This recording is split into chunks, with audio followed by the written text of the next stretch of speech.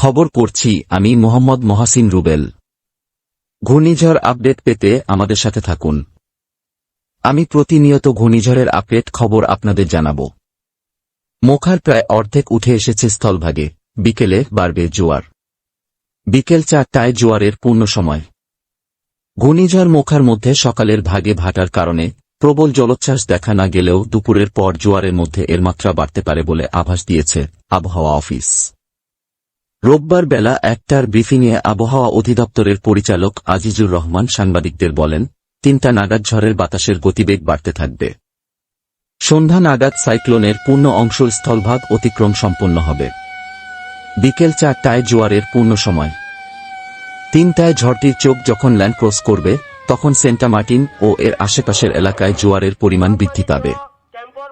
এর আগে সেন্ট মার্টিনে থাকা আবহাওয়া অফিসের সাথে ফোনে কথা বলেন পরিচালক। কথা শেষে সাংবাদিকদের বলেন, সেন্ট মার্টিনে এইমাত্র কথা বললাম, আমাদের ইনচার্জ জানিয়েছে প্রচণ্ড বাতাস হচ্ছে, বিল্ডিং কাঁপছে।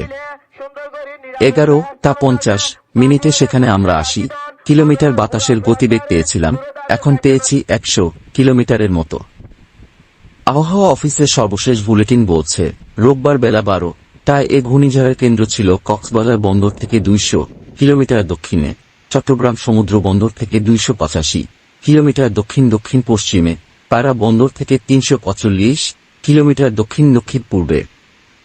ঝড়ের কেন্দ্রের 74 কিলোমিটারের মধ্যে বাতাসের একটানা সর্বোচ্চ গতিবেগ ঘণ্টায় 160 কিলোমিটার, যা দমকা অথবা ঝড়ো হাওয়ার আকারে 180 কিলোমিটার পর্যন্ত বৃদ্ধি পাচ্ছিল। রোববার ভোরে এ ঘূর্ণিঝড়ের অগ্রবর্তী অংশ কক্সবাজার ও উত্তর মিয়ানমারের মাঝামাঝি এলাকা দিয়ে উপকূল অতিক্রম শুরু করে। সকাল 9টায় ঘূর্ণিঝড়ের কেন্দ্র ছিল কক্সবাজার বন্দর থেকে 250 কিলোমিটার দক্ষিণে। সে সময় ঘূর্ণিঝড় কেন্দ্রের 74 কিলোমিটারের মধ্যে বাতাসের একটানা সর্বোচ্চ গতিবেগ ঘণ্টায় 195 কিলোমিটার, যার দমকা অথবা ঝড়ো হাওয়ার আকারে 215 কিলোমিটার পর্যন্ত বৃদ্ধি পাচ্ছিল।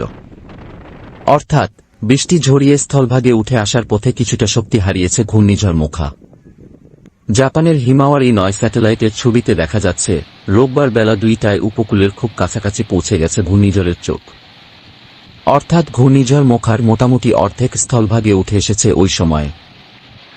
আবহাওয়া অধিদপ্তরের পরিচালক মোহাম্মদ আজিজুর রহমান বলেছেন, যাত্রাপথে ঘূর্ণিঝড়ের চোখ বা কেন্দ্র থাকবে টেকনাফ থেকে 50-60 কিলোমিটার দক্ষিণে মিয়ানমারের রাখাইন রাজ্যের রাজধানী সিত্তে এলাকায়। ঝড়ের বেশিরভাগ অংশ মিয়ানমারের উপরই থাকছে। ফলে বাংলাদেশের ঝুঁকি কিছুটা কমেছে। কক্সবাজার বন্দরকে আগের মতোই 10 নম্বর মহাবিপদ সংকেত, চট্টগ্রাম ও পায়রা বন্দরকে 8 নম্বর মহাবিপদ সংকেত দেখাতে বলা হয়েছে। আর মোংলা বন্দরকে 4 নম্বর স্থানীয় হুঁশিয়ারি সংকেত দেখাতে বলেছে আবহাওয়া অফিস। উপকূলীয় জেলা কক্সবাজার এবং অদূরবর্তী দ্বীপ ও চরসমূহ 10 নম্বর মহাবিপদ সংকেতের আওতায় থাকবে। চট্টগ্রাম, ফেনী, নোয়াখালী, লক্ষ্মীপুর, চাঁদপুর, বরিশাল, ভোলা, পটুয়াখালী, ঝালকাঠি, পিরোজপুর, বরগুনা এবং অদূরবর্তী দ্বীপ ও চরসমূহ 8 নম্বর মহাবিপদ সংকেতের আওতায় থাকবে। কক্সবাজার, চট্টগ্রাম, ফেনী, নোয়াখালী, লক্ষ্মীপুর, চাঁদপুর, বরিশাল, ভোলা, পটুয়াখালী, ঝালকাঠি, পিরোজপুর, বরগুনা জেলার নদীবন্দরগুলোকে 4 নম্বর নৌ মহাবিপদ সংকেত দেখাতে বলা হয়েছে। ঘূর্ণিঝড়ের প্রভাবে কক্সবাজার ও চট্টগ্রামের অদূরবর্তী দ্বীপ ও চরের নিম্নাঞ্চল স্বাভাবিক জোয়ারের চেয়ে 8 থেকে 12 ফুট বেশি উচ্চতার বায়ুতাড়িত জলোচ্ছ্বাসে প্লাবিত হতে পারে বলে আভাস দিয়ে রেখেছে আবহাওয়া অফিস। তবে সকালে ভাটা থাকায় জলোচ্ছ্বাস সেরকম প্রবল হয়নি। আবহাওয়া অধিদপ্তরের পরিচালক বলছেন, বেলা 11টা পর্যন্ত ভাটা ছিল। এরপর জোয়ারের প্রবণতা শুরু হয়েছে এবং বিকাল 4টায় তা সর্বোচ্চ দশায় থাকবে। ফলে ওই সময়টায় জলোচ্ছ্বাসও বেশি হবে। তবে খুব বড় জোয়ারের আশঙ্কা নেই।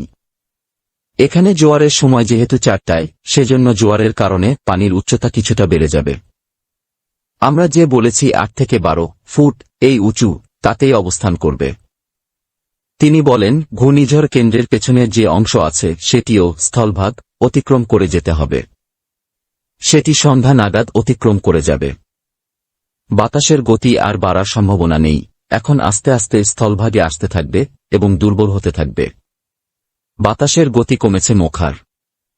ঘণ্টায় 215 কিলোমিটার গতির ঝড়ো হাওয়া শক্তি নিয়ে বাংলাদেশের কক্সবাজার ও উত্তর মিয়ানমার উপকূল অতিক্রম করছে অতি প্রবল ঘূর্ণিঝড় মোখা।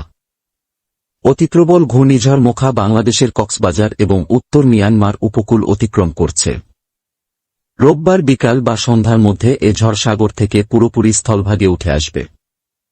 কক্সবাজার সমুদ্রবন্দরকে 10 নম্বর মহাবিপদ সংকেত, চট্টগ্রাম ও পায়রা বন্দরকে 8 নম্বর মহাবিপদ সংকেত দেখাতে বলা হয়েছে।